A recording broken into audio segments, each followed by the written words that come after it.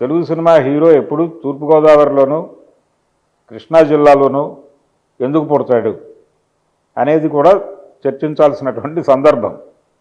కానీ తెలంగాణ ఉద్యమ ప్రభావం పరిశ్రమ గుర్తించి ఆ టైంలో వచ్చిన 5-6 సినిమాల్లో హీరోని తెలంగాణలో లొకేట్ చేసే ప్రయత్నం చేసింది.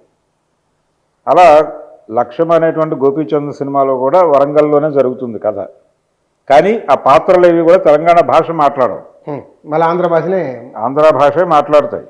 అల్లు అర్జున్ వరంగల్కి చెందినటువంటి వ్యక్తిగా చూపించినప్పటికీ ఆయన ఎక్కడ తెలంగాణ యాస మాట్లాడు.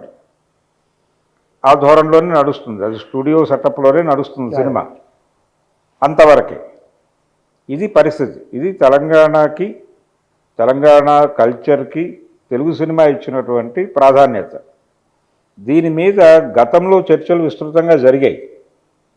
కానీ తెలంగాణ కళ సాకారమైన తర్వాత తెలంగాణ సినిమాని అమర్జీ చేయటానికి జరగాల్సిన ప్రయత్నాలు జరగలేదు. అంటే ప్రభుత్వంతో ఆంధ్ర ప్రాంతపు ఇన్ఫ్లుయెన్స్ ఉన్నటువంటి సినిమా పరిశ్రమ ఎలా జాగ్రత్తగా తనకు అనుకూలమైనటువంటి నిర్ణయాలు రాబట్టుకోగలిగిందో మనకు అర్థమవుతుంది. అంటే లాబింగ్ ఏ రేంజ్లో చేయగలిగారు వాళ్ళు అనేది అర్థమవుతుంది. అసలు ఆ దశలో ఇక్కడి నుంచి ఆంధ్ర వాళ్ళందరూ తిరిగి అక్కడికి వెళ్ళిపోతారు అనేటువంటి ప్రచారం జరిగింది.